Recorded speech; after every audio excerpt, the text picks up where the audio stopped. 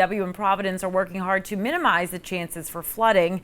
Now, the DOT and DPW crews, they were out most of the afternoon and evening cleaning out drains yesterday, finding what they call hot spots for problems in the city. Now, the preparations, they come after flooding closed some roads earlier this week. RIDOT is reminding you to pay close attention to the weather today, plan your commute ahead of time, and never drive through the flooded areas. Let's get you a look outside at 12 o'clock with our ABC6 Skycam. Now, Skylar, last time I spoke with you this morning, the sun was coming out, but the sun has gone away again. I guess we're going to just have this all throughout the day. Let's get a check with meteorologist Skylar Spindler.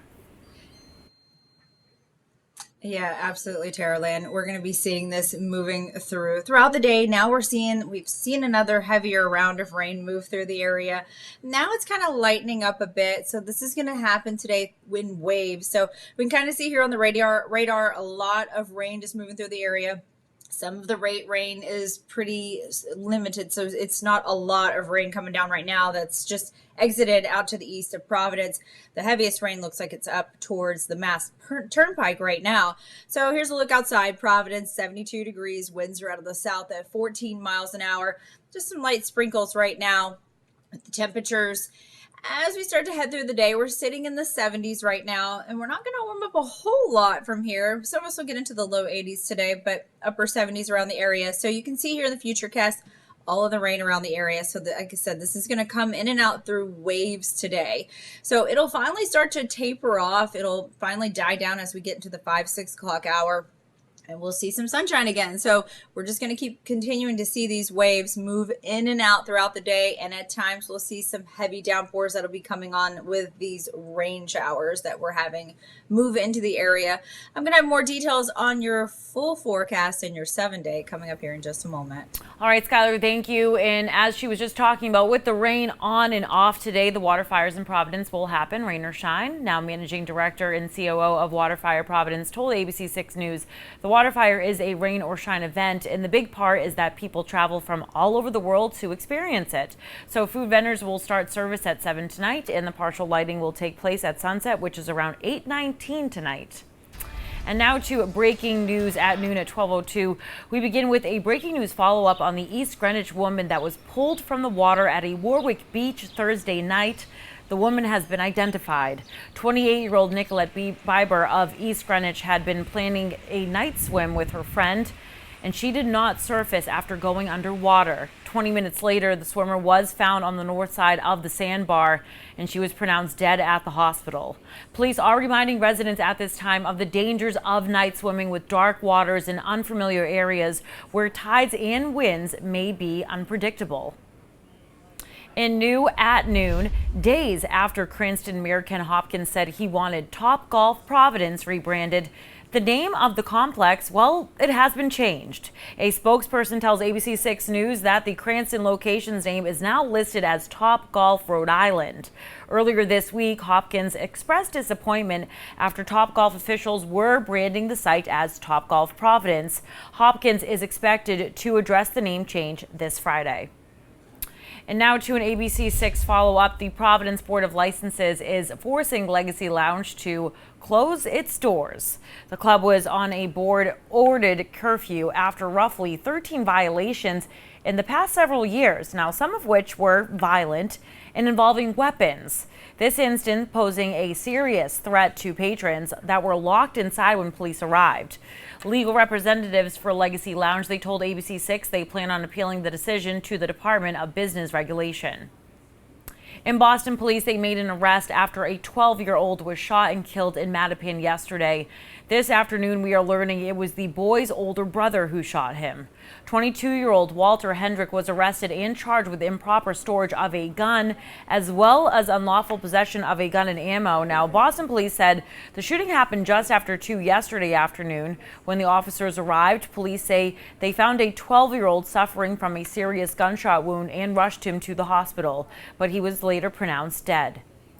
And for a child of this age, being lost to gun violence is a nightmare. In the summer, when our kids should be enjoying, having fun, playing and growing, this is especially a nightmare for a mom and for a family. Hendrick was held on a $2,500 bail at his arraignment this morning in Dorchester District Court. He will return to court on September 6th. Another court date in the case of former North Kingstown High School basketball coach Aaron Thomas today. Now, Thomas was arrested last year after a months-long investigation by authorities into alleged naked fat checks he conducted on players. Former students said the tests were done on school grounds. Thomas is denying the charges against him, and this is just a pretrial conference today. In the Manhattan attorney charged with a string of sexual assaults in Boston, dating back 15 years, has been indicted on 5 more assault charges from the same time period. Matthew Nilo now faces a total of 12 charges, including aggravated rape and kidnapping. He was connected to the crimes through DNA analysis and arrested in New Jersey back in May. Nilo was held on a $50,000 bail for the new charges after posting $500,000 bail on the previous charges. He's due back in court in September. And the New Bedford Fire Department is cracking down on over a dozen rooming houses that says they don't have proper sprinkler systems set up. The action comes after a deadly fire at a rooming house on Acushnet Ave. In March at that time, Mayor John Mitchell says there were 19 rooming houses in the city that were not up to state code requiring working sprinkler systems.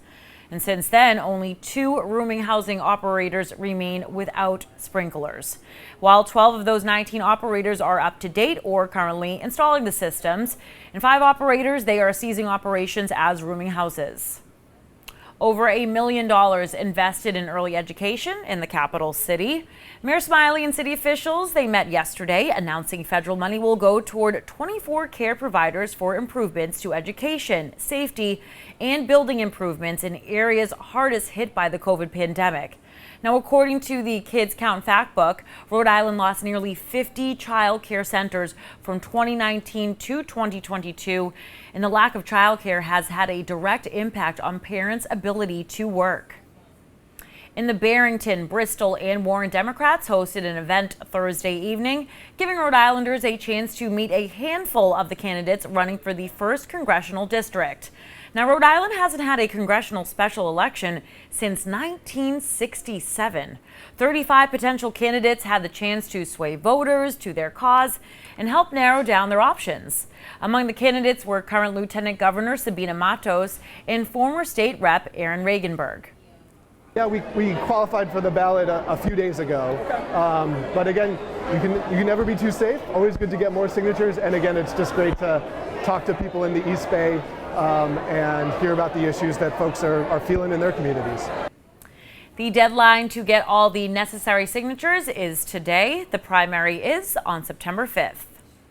And still to come on ABC 6 News at noon, leaders of Hollywood's Actors Union have joined screenwriters in the first joint strike in more than 6 decades, shutting down production across the entertainment industry after talks for a new contract. And later, overdose alert. Why in